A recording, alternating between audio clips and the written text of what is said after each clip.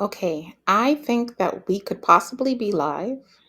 I don't know for sure because this is my first time doing a live stream. And I'm going to just let you know right off front like, this could suck. It really could because I don't know what I'm doing, but we're going to figure it out.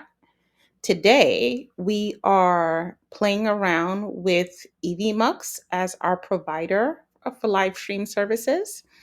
And we're going to talk a little bit about what's going on in the news for AI today. Now, again, I don't know what I'm doing in the sense that I've never done a live stream before, but we all got to start somewhere. So here it goes. Okay. Now, I'm not sure how many people are super familiar with AI and its changes on a daily basis. I keep up, but I'm gonna let you know just up front. It is a how people would say, "Oh, it's a fire hose full of information or fire hose of information." Well, AI has like dived past that. We're at Niagara Falls, and I don't know if that's going to be sufficient in a little bit to give you an idea of how much is coming at any one given time. Like AI is constantly evolving. It does not stop. It's just a torrent of information. And so, one of the things that we need to learn how to do in this space is how to process large amounts of information. That's going to be really, really important to up your ability to take in information at a massive scale more and more and more. You don't have to be perfect. You don't have to be perfect at it today. You don't have to be perfect at it next week or next month or next year. But if every day you get a little bit better at the ways in which you process information, that's going to help you a whole lot. Because if you are the type of person who is content to, oh, well, I went to school for that, and that was 10 years ago, and I don't need to know much about my industry. Honey, you are in for rude awakening. AI is changing on a daily basis. And to keep up, you're going to have to put in some effort. That's just what it is. And I'm not going to lie to you and say that it's going to be something different. You're going to have to put in some effort. You can't just, well, you can, but your business can also die. If that's the route that you want to have, the choice that you want to make, it's possible, but you also won't have a business because you will have suffocated your business. And while others would have taken that information, taken that knowledge, and gone exponential with that information, and you would have done less than just been neutral, you would have literally suffocated yourself. So at the end of the day, I know it's going to be a little bit hard. It's going to be take some getting used to. I'm a person who can process a whole lot of info.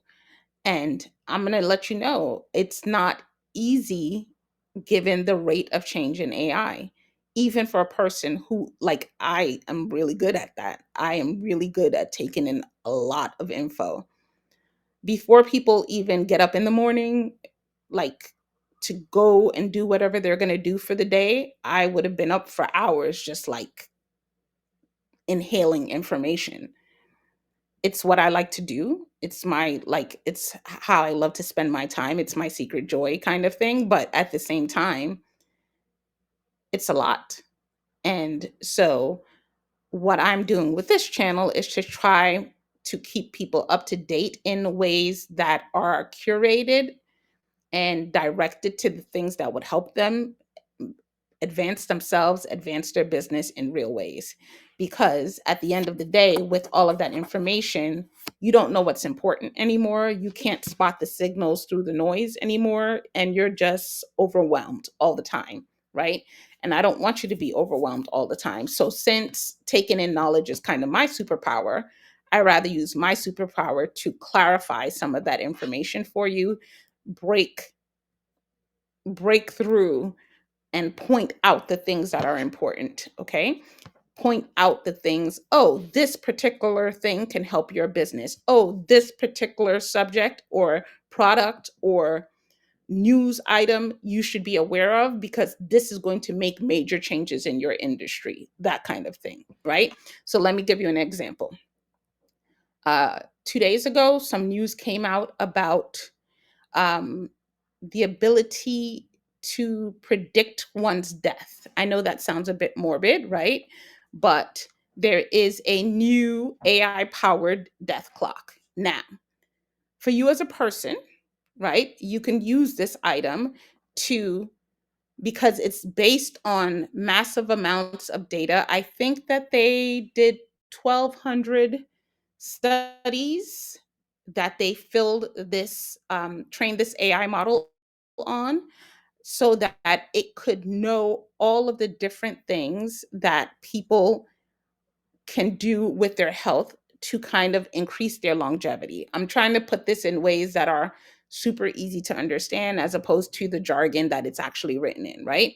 But it's called the death clock, right? And what it's going to do is help people make better decisions in their life health wise, but it has other things that it's used for, things that it's going to be used for business wise. For example, in insurance, I'm an insurance agent, right? That's one of the things that I do. Now, as an insurance agent, this particular tool is going to be used to better predict people's passing as opposed to just using actuarial tables, right?